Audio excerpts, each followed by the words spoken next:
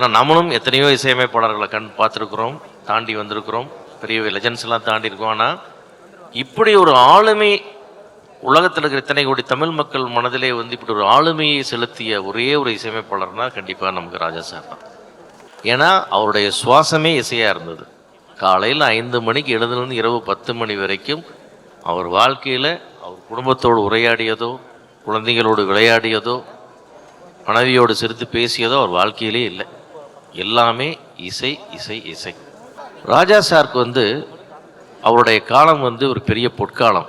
இன்றைக்கி பார்த்தீங்கன்னா சினிமா வந்து ரொம்ப மந்தமாக இருக்குது, வியாபாரமே ஆக மாட்டேங்குது, இது விற்கல அது விற்கல, எவ்வளோ பெரிய ஆர்டிஸ்ட் போட்டாலும் விற்க மாட்டேங்குதுன்னு இருந்தது. ஆனால் உலக வரலாற்றில், சினிமா வரலாற்றில் இந்த படத்துக்கு யார் மியூசிக் அப்படின்னு கேட்பாங்க, இளையராஜான்னு சொன்னால் அந்த படம் விற்றுரும்.